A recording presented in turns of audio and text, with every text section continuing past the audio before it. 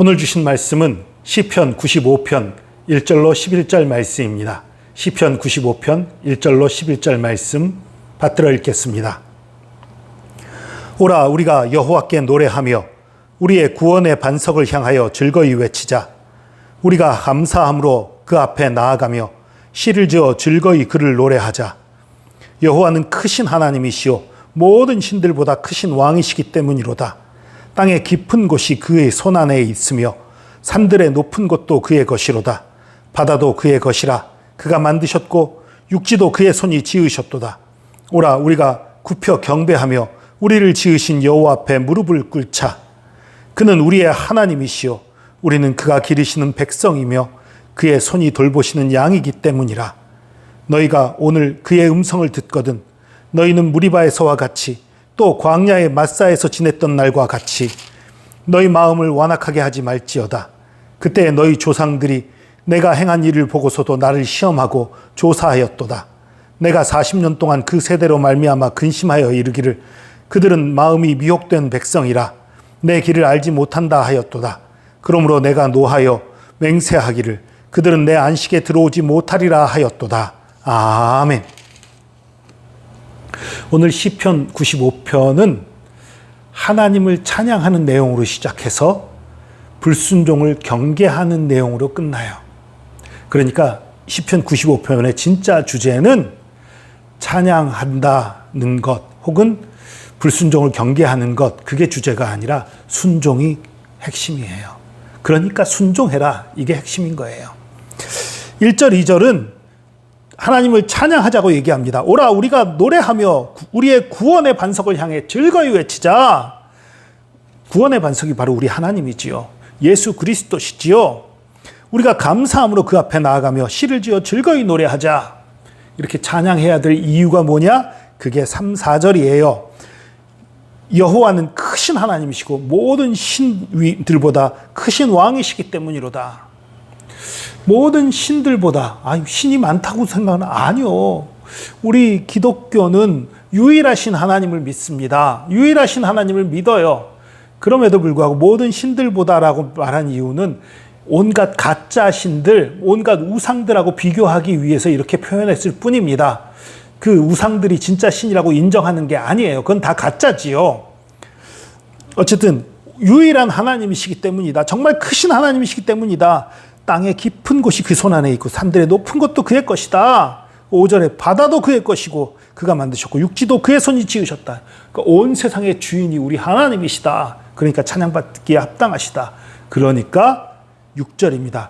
오라 우리가 굽혀 경배하며 우리를 지으신 여호와 앞에 무릎을 꿇자. 이제 찬양에서 경배로 넘어가라는 거예요. 경배가 무엇입니까? 찬양은 하나님을 높이는 게 찬양입니다. 경배라는 것은 높으신 하나님 앞에서 서 있을 수 없어 그 앞에 엎드리는 거예요. 엎드린다는 건 무엇입니까? 단순히 무릎 꿇으면 엎드리는 건가요? 아니요. 내 마음이 무릎 꿇어야죠. 내 마음이 순종해야죠. 내 마음이 복종해야죠. 그게 진짜 경배예요. 찬양과 경배 많은 사람들이 얘기하는데 신나게 노래하고 끝나는 게 찬양과 경배가 아닙니다. 신나게 하나님을 찬양하고 노래하는 것, 거기서 넘어서서 하나님 앞에 나의 헌신을 다짐하는 것, 하나님 내가 복종하겠습니다, 내가 하나님 것이 되겠습니다 결단하는 것, 거기까지 가야 진정한 경배인 것입니다. 어쨌든 경배하자. 경배 그러면서 이제 왜 경배해야 되냐, 또 하나의 이유를 얘기해요. 온 우주의 왕이니까 경배하자에서 더 넘어가서 그분이 우리 하나님이시고 그분이 우리를 기르시는 분이기 때문이다. 우리는 그의 손의 양이다. 그건 뭐예요? 그분이 우리의 목자라는 거죠.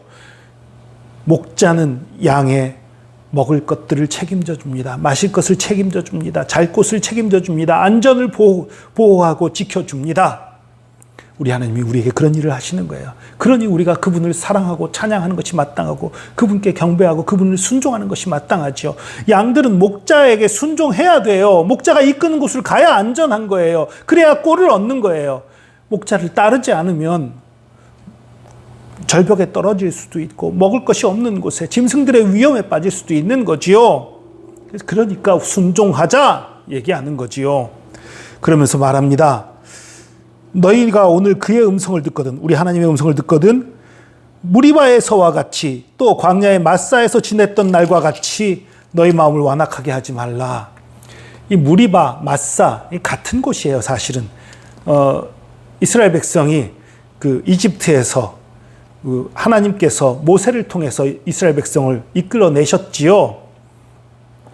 이집트에 10가지 재앙을 내리시고 이끌어 나오셔서 홍해를 가르고 홍해를 건너서 광야에 이르게 하셨어요.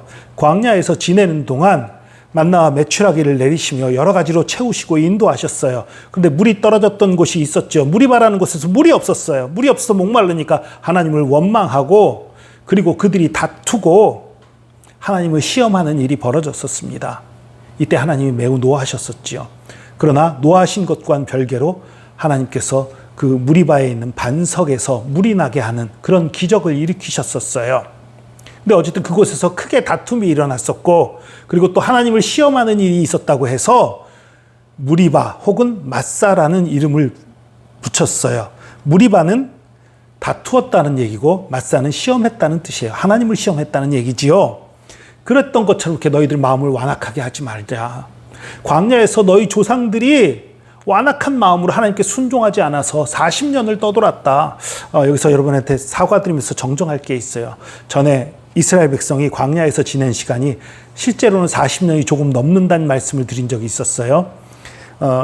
광야에서 그 호렙산 근처에서 하나님께 계명을 받고 성막을 만들고 이런 작업들을 쭉 하는데 1년 이상의 시간이 걸리고 그리고서 가나안 근처까지 가서 정탐꾼을 보내고 돌아왔을 때 정탐꾼의 보고를 듣고 그들이 하나님 앞에 반역하는 마음을 품었던 것 때문에 하나님께서 벌로 40년 동안 광야 생활할 것이다 말씀하셨기 때문에 실제로 광야에서 지낸 기간은 40년이 넘는다는 말씀을 드렸어요.